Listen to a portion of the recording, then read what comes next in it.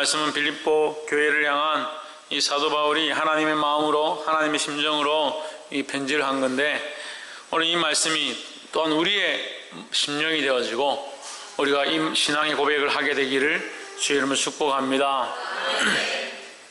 20절 말씀에 나의 간절한 기대와 소망을 따라 아무 일이든지 부끄럽지 아니하고 오직 전과 같이 이제도 온전히 담대하여 살든지 죽든지 내 몸에서 그리스도가 존귀되게 하려 하나니 였습니다. 이것이 사도 바울의 신앙 고백입니다.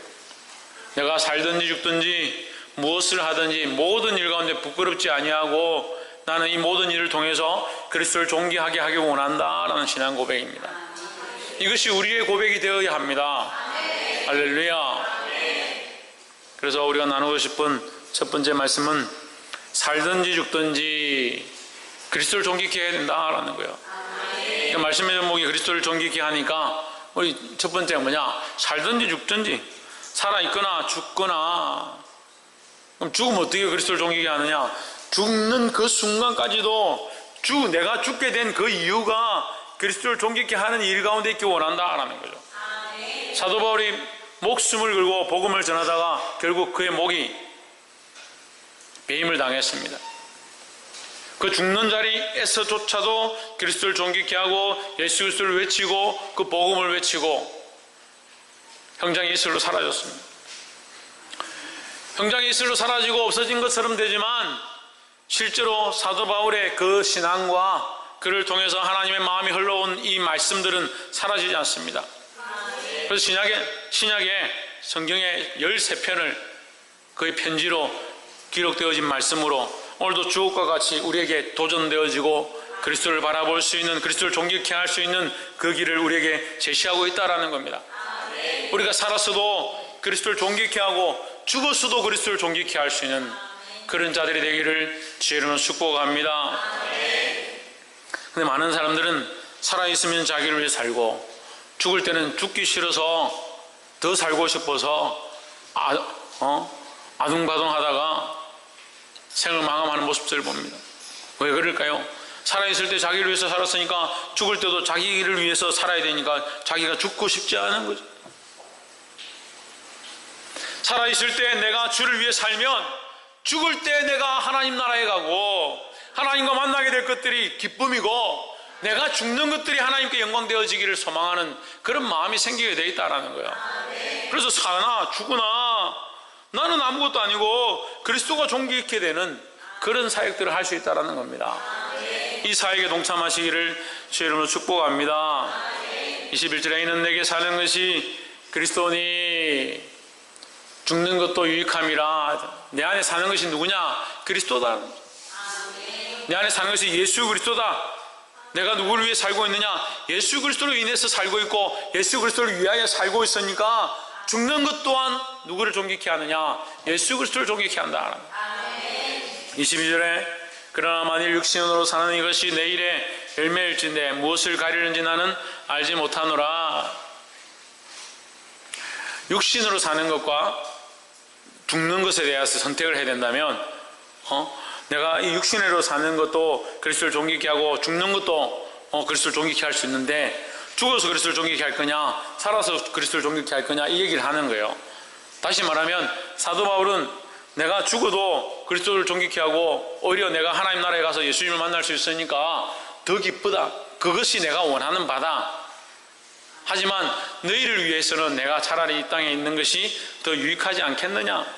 왜? 내가 이 땅에 있으면서 너에게 복음을 가르치고 너에게 이 거룩한 일들을 함께 나눌 수 있으니까 이 얘기를 하는 거죠. 23절에 내가 그 두 사이에 끼었으니 둘 사이가 뭡니까? 네, 죽는 것과 사는 거요. 죽는 것과 사는 거. 죽는 것과 사는 것 사이에 끼었으니 차라리 세상을 떠나서 죽어서 그리스도와 함께 있는 것이 훨씬 기쁘고 더 좋은 일이라 생각하고 그것을 바라보지만 그렇게 하고 싶지만 이 말이에요. 그 딱 제 마음입니다. 저는 빨리 가고 싶어요. 빨리 주님 곁에 가고 싶어요.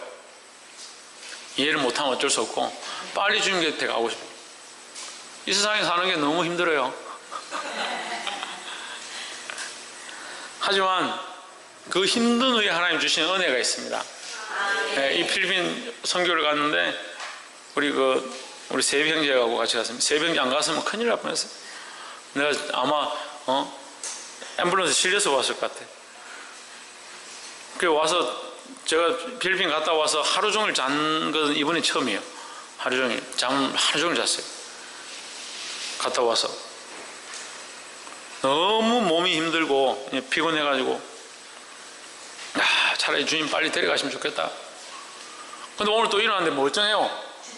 얼마나 또 힘이 나고 은혜가 되는지 오늘 말씀을 전하고 싶어가지고 이제 마음이 막 지금 뜨거워요. 뜨거워.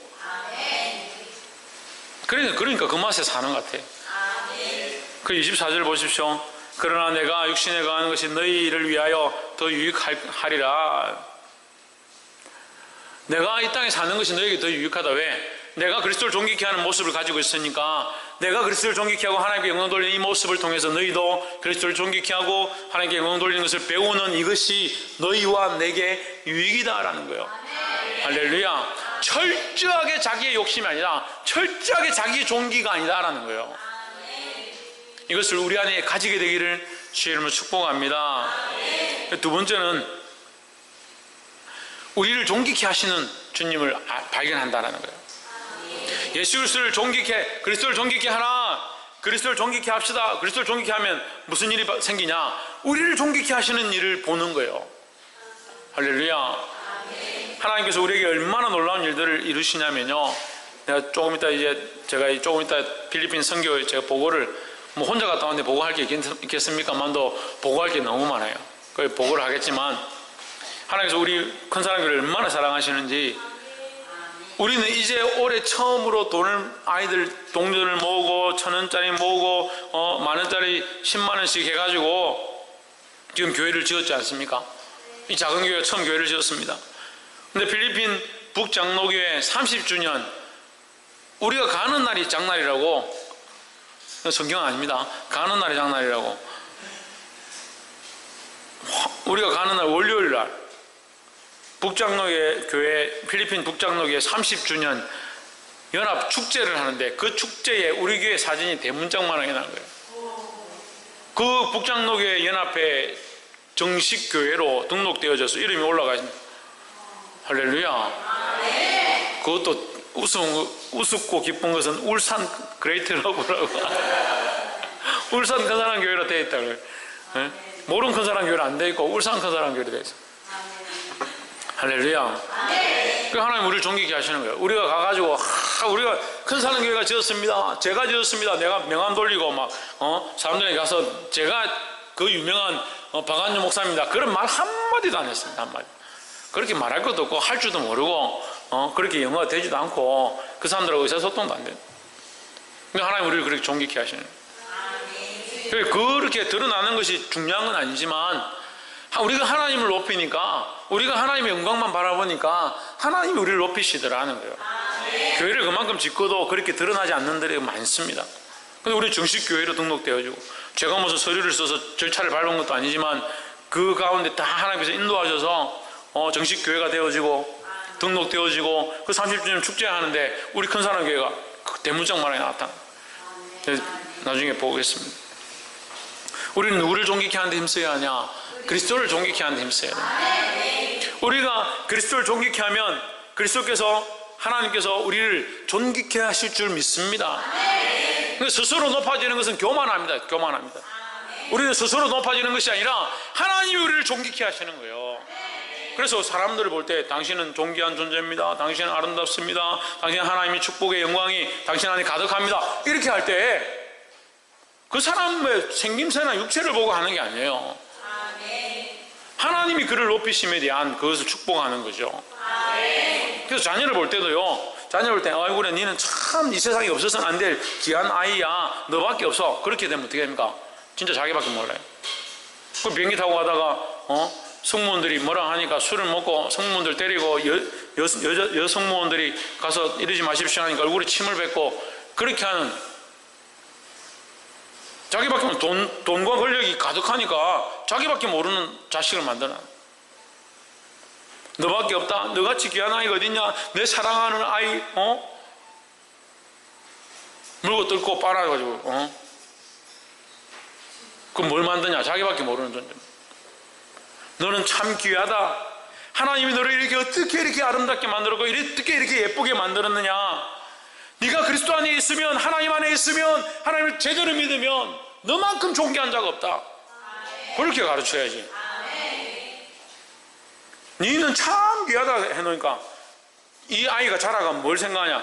그리스도도 필요 없고 하나님도 필요 없고 내가 하고 싶으면 선택하지, 내가 교회 다니고 싶으면 다니지. 부모하고 똑같다는.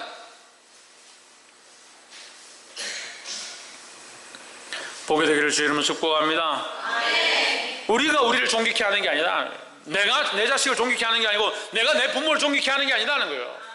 내가 하나님을 존귀케 하면 하나님이 그들을 높이시고 하나님이 나를 높이시고 이 교회를 높이셔서 이 세상 가운데 거룩한 것으로 쓰실 줄 믿습니다.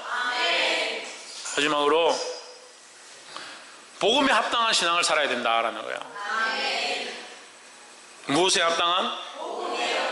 25절에 내가 살 것과 너희 믿음의 진보와 기쁨을 위하여 너희 무리와 함께 그할 이것을 확실히 아노니. 26절 내가 다시 너희와 같이 있으므로 그리스도 예수 안에서 너희 자랑이 나를 인하여 풍성하게 하려 함이라.